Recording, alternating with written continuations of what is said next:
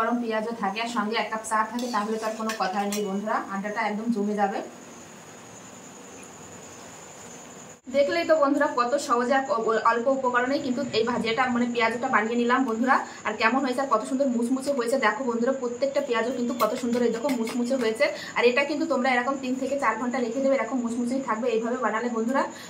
নমস্কার বন্ধুরা, তোমাদের সবাইকে অনেক অনেক স্বাগত জানাই বন্যা রান্নাঘরে। আজকেও কিন্তু মুখরোচক একটা রেসিপি নিয়ে চলে এসেছি। আজকে বানাবো হচ্ছে পেঁয়াজি।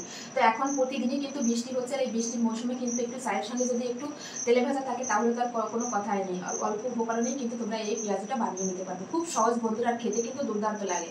তো যে সকল বন্ধুরা নতুন ফেসবুক থেকে দেখলে অবশ্যই পেজটি ফলো করবে, আর ইউটিউব থেকে দেখলে অবশ্যই চ্যানেলটি সাবস্ক্রাইব করবে। তো চলো শুরু করি কিভাবে আমি এই পেঁয়াজিটা বানাই। ছোট একটা গামলা নিয়ে নিয়েছি, গামলার ভিতরে দিয়ে দেবো হচ্ছে পেঁয়াজ। আমি এখানে 1 বাটি পেঁয়াজ নিয়ে নিয়েছি, তোমরা চাইলে পেঁয়াজের পরিমাণটা বাড়িয়ে কমিয়ে নিতে পারো।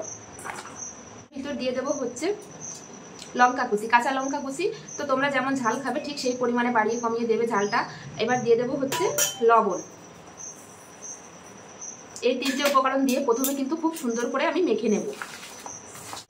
পেঁয়াজ, লবণ আর হচ্ছে কাঁচা লঙ্কাটা কিন্তু খুব সুন্দর করে মেখে নিয়েছে। আর দেখো পেঁয়াজটা কতটা নরম হয়ে গেছে, পেঁয়াজ থেকে কিন্তু একটু জলও বেরিয়েছে। এবার বাকি উপকরণগুলো দিয়ে দেবো। এবার দিয়ে দেবো হচ্ছে 2 চামচ ময়দা। আমি এখানে ময়দা দিচ্ছি, তোমরা চাইলে কিন্তু আটাও দিতে পারো, তবে আটা অথবা ময়দা কিন্তু দিতেই হবে। এবার দেবো এখানে 2 চামচ, যেহেতু আমি ময়দা দিয়েছি। এবার দিয়ে দেবো বেসন, আমি দিয়ে দেবো 4 চামচ দিয়ে দিয়েছি। এবার দিয়ে দেবো হলুদ গুঁড়ো আর লঙ্কা গুঁড়ো। সব উপকরণগুলো কিন্তু খুব সুন্দর করে দেখো আমি মাখিয়ে নিয়েছি। আর এই যে ময়দাটা দিয়েছি তার জন্য কিন্তু একটা আটা আটা ভাব হয়, এটা হলে দিলে কিন্তু বেশ ভালো হয়, আর খেতেও কিন্তু ভালো লাগে, একটা মুচমুচে ভাব আসে।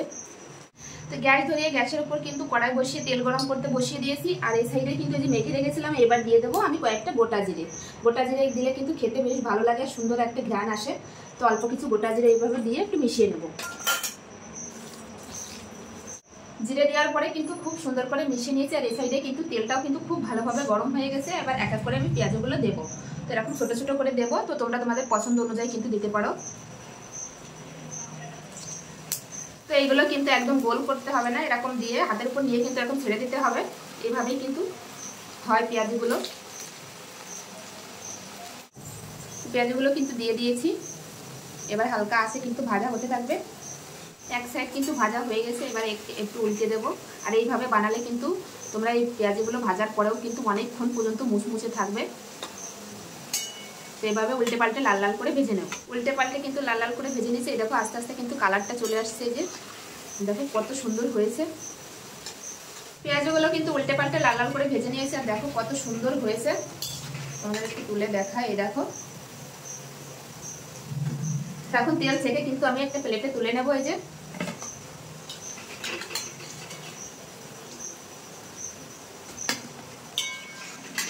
তো দেখো এক প্লেট হয়ে গেছে, আরো কিন্তু রয়েছে। তো বাকি যেগুলো আছে সেগুলো কিন্তু একইভাবে আমি ভেজে নেব।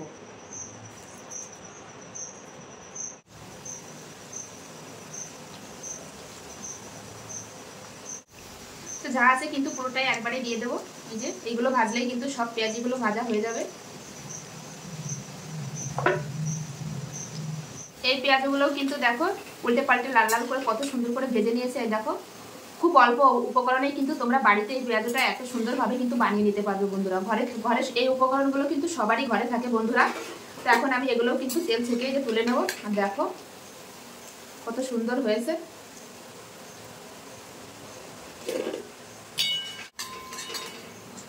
তো এরকম বর্ষার সময় যদি এরকম এক থালা গরম গরম পেঁয়াজও থাকে আর সঙ্গে 1 কাপ চা থাকে, তাহলে তার কোনো কথাই নেই বন্ধুরা, আড্ডাটা একদম জমে যাবে।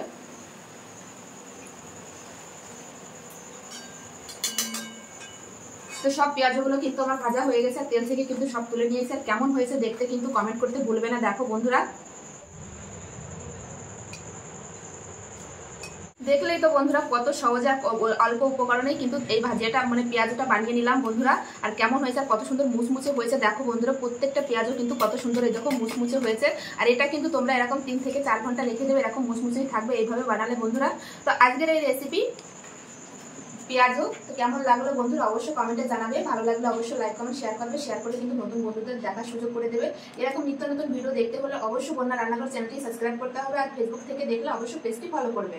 তো চলো আজকের মতো ভিডিওটি এখানেই শেষ করছি, আবার দেখা হবে নতুন কোনো রেসিপির সঙ্গে। কেমন লাগলো এই পেঁয়াজের রেসিপিটা কমেন্ট করতে কিন্তু ভুলবে না বন্ধুরা। তো চলো সবাই ভালো থাকবে, সুস্থ থাকবে, আবার দেখা হচ্ছে নতুন কোনো রেসিপির সঙ্গে। ততক্ষণের জন্য বাই। এই দেখো